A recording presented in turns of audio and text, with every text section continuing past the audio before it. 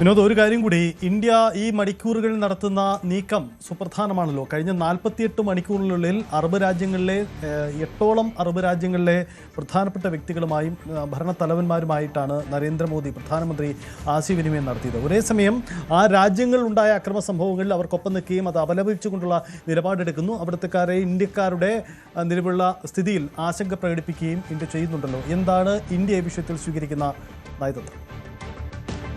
ദിവസങ്ങൾക്ക് മുൻപാണ് നരേന്ദ്രമോദി ഇസ്രായേൽ സന്ദർശിച്ച് അവിടുത്തെ പാർലമെൻറ്റിൽ സംസാരിച്ചത്. അദ്ദേഹം അന്ന് ഇസ്രായേൽ പാർലമെൻറ്റിൽ പറഞ്ഞത് തീവ്രവാദത്തിനെതിരെയുള്ളൊരു നിലപാടാണ്. അവിടെ ഇസ്രായേലുമായി കൈകോർക്കുന്നതിന് ഇന്ത്യ പൂർണ്ണ മനസ്സോടുകൂടി നിൽക്കുന്നു എന്നൊരു കാര്യമാണ്. അങ്ങനെ ഒരു സന്ദേശമാണ് അദ്ദേഹം നൽകിയത്. എന്നാൽ ഈ യുദ്ധത്തിൻ്റെ ഒരു സാഹചര്യത്തിൽ യുദ്ധം വേണ്ട എന്ന നില തന്നെയാണ് ഇന്ത്യ കൈക്കൊണ്ടിട്ടുള്ളത്. ഇന്ത്യ നമുക്കറിയാം, കാലങ്ങളായി നിൽക്കുന്ന ചേരിചേരാ നയം എന്നൊരു സമീപനം, ആ സമീപനം തന്നെയാണ് തുടരുന്നത്. ഇപ്പോൾ ഇങ്ങനെ യുദ്ധം കൊടുമ്പിരിക്കൊള്ളുമ്പോൾ ഇന്ത്യയുടെ ഒരു സ്റ്റാൻഡ്, ഇന്ത്യ പറയുന്നത് ഈ യുദ്ധം വേണ്ട എന്ന് തന്നെയാണ്. രാജ്യങ്ങൾ സംയമനം പാലിക്കണം എന്നതാണ്. മാത്രമല്ല, 8ഓളം രാഷ്ട്രത്തലവന്മാരുമായി, ഗൾഫിലെ GCC രാജ്യങ്ങളിലെ പ്രധാനപ്പെട്ട ഈ രാഷ്ട്രത്തലവന്മാരുമായി പ്രധാനമന്ത്രി ആശയവിനിമയം നടത്തിയിട്ടുണ്ട്. ഇന്ത്യക്കാരുടെ ജീവനും സ്വത്തും സംബന്ധിച്ച ആശങ്ക അദ്ദേഹം പങ്കുവയ്ക്കുന്നുണ്ട്. ഇന്ത്യക്കാരുടെ സുരക്ഷിതത്വം രാജ്യത്തെ സംബന്ധിച്ച് വളരെ പ്രധാനമാണ് എന്ന കാര്യം അവരെ അറിയിച്ചിട്ടുണ്ട്. ആ തരത്തിൽ ഓരോ രാജ്യവും അവരുടെ കാര്യങ്ങൾ വിശദീകരിക്കുന്നുണ്ട്. പക്ഷേ പലയിടങ്ങളിലായുള്ള ഈ ആക്രമണങ്ങൾ തുടരുകയാണ്.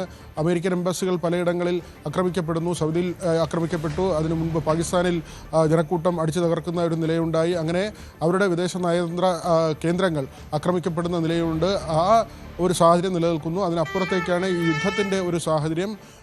ഇറാൻ ആകട്ടെ അതിശക്തമായ രീതിയിൽ, കാരണം അമേരിക്കയ്ക്ക് ഇങ്ങനെ വാർ സ്പേസുകൾ അല്ലെങ്കിൽ അവർക്ക് അവരുടെ യുദ്ധകേന്ദ്രങ്ങൾ തുറക്കാൻ അനുവദിച്ചിട്ടുള്ള ഗൾഫ് രാജ്യങ്ങളെ മുഴുവൻ ആക്രമിക്കുന്ന നിലയിലേക്ക് ഇറാൻ മാറിയിട്ടുണ്ട്. അങ്ങനെ ഗൾഫിലെ മിക്കവാറും രാജ്യങ്ങളെയും ഇറാൻ ആക്രമിക്കുന്നു. അത് നമ്മൾ നേരത്തെ സൂചിപ്പിച്ചു. ഖത്തറും അല്ലെങ്കിൽ കുവൈറ്റും ഒക്കെ തന്നെ, സൗദിയും UAEയും ഒക്കെ, ജോർദാനും ഉൾപ്പെടെയുള്ള രാജ്യങ്ങളെ ഇങ്ങനെ ആക്രമിക്കുന്ന നിലയിലേക്ക് ഇറാൻ പോവുകയും ചെയ്യുന്നുണ്ട്. അവിടെയാണ് ഒരു സമാധാനത്തിൻ്റെ വഴി തുറക്കേണ്ടത്. അതിനെ ലോകരാഷ്ട്രങ്ങൾ ശ്രമിക്കുന്നുണ്ട്. റഷ്യയുടെ നിലപാട്, ചൈനയുടെ നിലപാട്, ഇന്ത്യയുടെ നിലപാട്, ആ തരത്തിൽ പല രാജ്യങ്ങളും, ഇനി യൂറോപ്യൻ യൂണിയൻ്റെ ഒക്കെ തന്നെ നിലപാടുകൾ കൂടുതൽ ശക്തമായി വരേണ്ടതുണ്ട്. പക്ഷേ അവിടെ UK ഇതിനകം തന്നെ സൈപ്രസിൽ ആക്രമണം ഉണ്ടായതോടുകൂടി UK ഈ യുദ്ധത്തിൻ്റെ ഭാഗമാവുകയും അമേരിക്കയോടും അതോടൊപ്പം തന്നെ ഇസ്രായേലിനോടും ചേർന്ന് നിന്ന് ഇറാനെ ആക്രമിക്കുന്ന നിലയിലേക്ക് UK കൂടി വന്നിട്ടുണ്ട്. മറ്റ് രാജ്യങ്ങളുടെ നിലപാടുകൾ നിർണായകമാണ്. ഏതായിരുന്നാലും ഭീകരവാദം തച്ചുടയ്ക്കുക എന്നൊരു ആവശ്യമാണ്. പക്ഷേ ഹമാസിനെ ഏറ്റവും അടിസ്ഥാനപരമായി ഈ വിഷയം പരിശോധിച്ച് വരുമ്പോൾ പലസ്തീനിൽ നടക്കുന്ന പ്രശ്നങ്ങൾ തന്നെയാണ് ഇതിനെല്ലാം അടിസ്ഥാനമായി നിലനിൽക്കുന്നത്. ഗസയെ എത്ര കാലമായി അശാന്തമായി നിൽക്കുന്നു, അതിൻ്റെ ഒരു തുടർച്ചയെന്നോണമാണ് ഇപ്പോഴത്തെ യുദ്ധത്തെയും കാണേണ്ടത്. ഏതായിരുന്നാലും ഹമാസിന് ഇറാൻ വഴിവിട്ട് സഹായം നൽകുന്നു, അല്ലെങ്കിൽ ആയുധവും പണവും നൽകുന്നു. ഇതിൻ്റെ ഒരു പ്രതികരണം തന്നെയാണ് ഇസ്രായേലിൻ്റെ ഭാഗത്തു നിന്നുണ്ടായിട്ടുള്ളത്. പക്ഷേ ഇത് മനുഷ്യജീവനുകൾ നഷ്ടപ്പെടുന്ന ഒരു സാഹചര്യമുണ്ട്, കുഞ്ഞുങ്ങൾ മരിക്കുന്നൊരു സാഹചര്യമുണ്ട്. അവിടെയാണ് അന്താരാഷ്ട്ര ആണവോർജ്ജ ഏജൻസിയുടെയൊക്കെ ഇടപെടൽ, UN-ൻ്റെ ഇടപെടൽ. UN-ഒക്കെ കുറേ കാലമായി വളരെ കാര്യമായി ഏതെങ്കിലും കാര്യത്തിൽ പ്രതികരിച്ച് കാണുന്നില്ല. പക്ഷേ അവരുടെയൊക്കെ നിലപാടുകൾ, ലോക രാഷ്ട്രങ്ങളിൽ ശക്തമായ രാജ്യങ്ങളുടെ നിലപാടുകൾ, ഇതെല്ലാം തന്നെ വളരെ പ്രധാനമായ ഒരു ഘട്ടത്തിലൂടെയാണ് ഇപ്പോൾ സാഹചര്യം കടന്നു പോകുന്നത്. സജിത്ത്, അതാണ് സാഹചര്യം. എന്തായാലും വിനോദ് സൂചിപ്പിക്കുന്നത് പോലെ ഇന്ത്യ വിഷയത്തിൽ സ്വീകരിക്കുന്നത് സുപ്രധാനമായ ചില നീക്കങ്ങളാണ്. കഴിഞ്ഞ 48 മണിക്കൂറിനുള്ളിൽ പ്രധാനമന്ത്രി നരേന്ദ്രമോദി 8 രാഷ്ട്രത്തലവന്മാരുമായി, GCC രാഷ്ട്രങ്ങളുടെ തലവന്മാരുമായി സംസാരിച്ചു. UAE, Israel, Saudi Arabia, Jordan, Bahrain, Oman, Kuwait, Qatar എന്നീ രാജ്യങ്ങളിലെ തലവന്മാരുമായി സംസാരിക്കുകയും ആ രാജ്യങ്ങളിലുണ്ടായ അനിഷ്ട സംഭവങ്ങളിൽ അവരോടൊപ്പം നിന്നുകൊണ്ടുള്ള നിലപാടെടുക്കുകയാണ് ചെയ്തിരിക്കുന്നത്. ഇതിനിടയിൽ മറ്റു ചില വാർത്തകൾ കൂടി പുറത്തു വരുന്നുണ്ട്. അതുകൂടി ഏറെ ആശങ്കപ്പെടുന്നതാണ് എന്ന സാഹചര്യം കൂടിയാണ് വരുന്നത്. അതായത് ബഹ്റിനിലെ ജനങ്ങൾക്കാണ് മുന്നറിയിപ്പ്. അതായത് ബഹ്റിനെയും ഒപ്പം സൗദി അറേബ്യയും കണക്ട് ചെയ്യുന്ന ഒരു പാലമുണ്ട്. ആ പാലത്തിൽ നിന്ന് ജനങ്ങൾ ഒഴിഞ്ഞു പോകണമെന്ന് ഇറാനിയൻ മിലിറ്ററിയുടെ സന്ദേശം ആ മേഖലയിൽ പ്രചരിപ്പിക്കപ്പെടുന്നു എന്നതാണ്. കാരണം അത് അറ്റാക്ക് ചെയ്യാൻ പോകുന്നു എന്ന സൂചനയാണ് പങ്കുവയ്ക്കപ്പെടുന്നത്. ഇങ്ങനെ പലതരത്തിൽ ആശങ്കപ്പെടുത്തുന്ന സാഹചര്യങ്ങൾ ഗൾഫ് മേഖലകളിൽ നിന്നും റിപ്പോർട്ട് ചെയ്യപ്പെടുന്നു എന്നതാണ് ഇപ്പോഴത്തെ അവസ്ഥ. ഇതിൽ മറ്റൊരു പ്രധാനപ്പെട്ട കാര്യം കൂടി ഇപ്പോൾ ഡൊണാൾഡ് ട്രംപിൻ്റേത്, അമേരിക്കൻ പ്രസിഡൻ്റേതായി പുറത്തു വരുന്നുണ്ട്. തങ്ങളുടെ സേനാ വിഭാഗങ്ങൾ അതിശക്തമായ മുന്നേറ്റം നടത്തിക്കൊണ്ടിരിക്കുകയാണ്. ഇപ്പോൾ ഇറാൻ്റെ ഭാഗത്തു നിന്നും ചില സമാധാന ഒത്തുതീർപ്പ് ശ്രമങ്ങൾക്കുള്ള നീക്കം ആരംഭിച്ചിട്ടുണ്ട്. They want to talk, I said too late. ഇതാണ് ഡൊണാൾഡ് ട്രംപിൻ്റെ വാക്കുകൾ. എന്തായാലും ഒരു ഒത്തുതീർപ്പിന് ഇനിയില്ല. ഇനി എന്തായാലും തങ്ങളുടെ സൈനിക നീക്കവുമായി മുന്നോട്ട്. അതേസമയം വിട്ടുവീഴ്ചകൾക്ക്, ചർച്ചകൾക്ക് ഇറാൻ തയ്യാറാകുന്നു എന്നതാണ് ഡൊണാൾഡ് ട്രംപിൻ്റെ അവകാശവാദം. അത് എത്ര കണ്ട് ശരി എന്നത് മറുഭാഗത്തെ പ്രതികരണം കൊണ്ട് കൂടി വരുമ്പോഴേ മനസ്സിലാവുകയുള്ളൂ. എന്തായാലും ഒരു കാര്യം വ്യക്തമാണ്, അസാധാരണ സാഹചര്യങ്ങളിലൂടെയാണ് കടന്നു പോകുന്നത്. ഇറാന്റെ റഡാർ സംവിധാനം തകർത്തുന്ന അവകാശവുമായി ഇസ്രയേൽ ഇന്ന് രംഗത്ത് വന്നു. ഇത് സംബന്ധിച്ച ദൃശ്യങ്ങളും ഇവർ പുറത്തുവിട്ടു. അതേസമയം ഇറാൻ കൊല്ലപ്പെട്ട സ്കൂൾ വിദ്യാർത്ഥികളുടെ സംസ്കാരവും നടന്നു ഇറാനിൽ.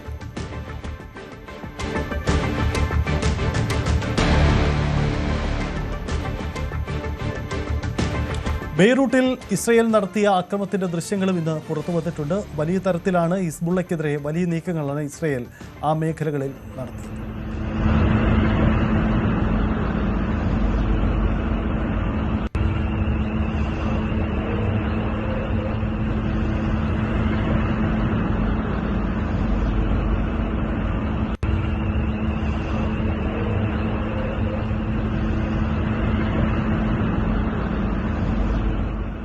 അമേരിക്കയുടെയും ഇസ്രയേലിൻ്റെയും സൈനിക നീക്കങ്ങളിൽ ഇറാനിലുണ്ടായത് വൻ നാശനഷ്ടങ്ങളാണ്. ഇറാന്റെ ആണവ കേന്ദ്രമായ നതാൻസിൽ വലിയ നാശനഷ്ടമാണ് ഉണ്ടായത്. യുനെസ്കോ പൈതൃക പട്ടികയിലുള്ള നിരവധി ചരിത്ര സ്മാരകങ്ങളും വ്യോമാക്രമണത്തിൽ പൂർണ്ണമായും തകർന്നു. ടെഹ്റാനിലെ തെരുവുകളിലുണ്ടായ നാശനഷ്ടങ്ങളുടെ ദൃശ്യങ്ങളും പുറത്തു.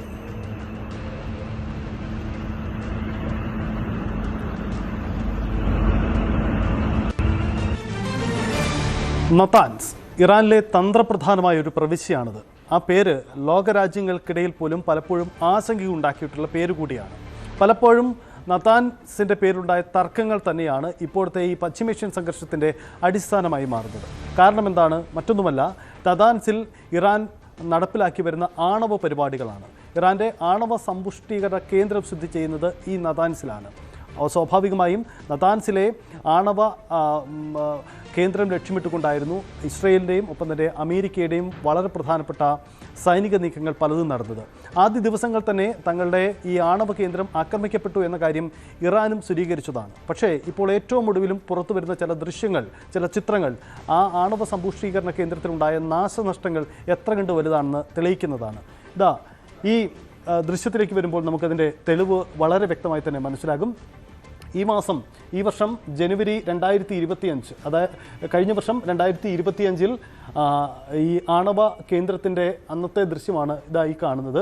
അതേസമയം ഇസ്രയേലിൻ്റെയും അമേരിക്കയുടെയും ആക്രമണത്തിന് ശേഷമുള്ള ദൃശ്യമാണ് ഈ ചിത്രത്തിൽ കാണാൻ കഴിയുന്നത്. അതായത് ഏറെക്കുറെ പൂർണ്ണമായും തന്നെ ഈ ആണവ സമ്പുഷ്ടീകരണ കേന്ദ്രം നശിക്കപ്പെട്ടു, ആക്രമണത്തിൽ തകർന്നിരിക്കുന്നു, മിസൈൽ ആക്രമണത്തിലും ബോംബാക്രമണത്തിലും തകർക്കപ്പെട്ടു എന്ന് തെളിയിക്കുന്നതിൻ്റെ തെളിവുകൾ കൂടിയായി ഇത് മാറുന്നു എന്നതാണ് അവസ്ഥ. കൂടുതൽ വാർത്തകൾക്ക് News 18 Keralam YouTube channel subscribe ചെയ്യുക.